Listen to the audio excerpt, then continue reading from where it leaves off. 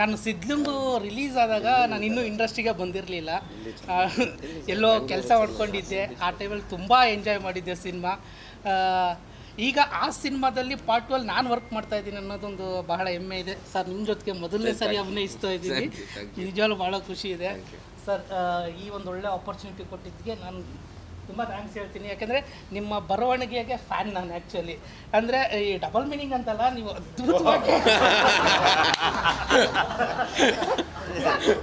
ನನ್ನ ಮರ್ಯಾದೆ ಠೇವಣಿ ಕಳಿಬೇಕು, ಇವ್ರನ್ನ ಕಳಿಬೇಕು.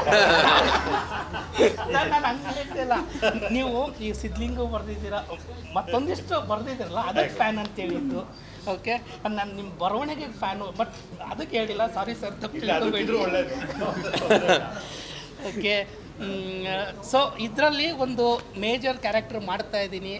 ಎಲ್ರಿಗೂ ಫ್ರೆಂಚ್ ಬಿರಿಯಾನಿದು ಒಂದು ಪಾತ್ರ ಗೊತ್ತಿದೆ, ಮಜಲ್ ಮಣಿ ಅಂತ. ಇದರಲ್ಲಿ ಕೂಡ ಒಂದು ಡಿಫ್ರೆಂಟ್ ಶೇಡಲ್ಲಿ ನಿಮ್ಮ ಮುಂದೆ ಬರ್ತೀನಿ, ಮತ್ತು ನಿಮ್ಮ ತುಂಬ ಎಂಜಾಯ್ ಮಾಡ್ಸೋಕ್ಕೆ ಬರ್ತೀನಿ. ಸೊ ನೀವೆಲ್ಲ ಸಪೋರ್ಟ್ ಮಾಡಬೇಕು. ಧನ್ಯವಾದ. Thank you.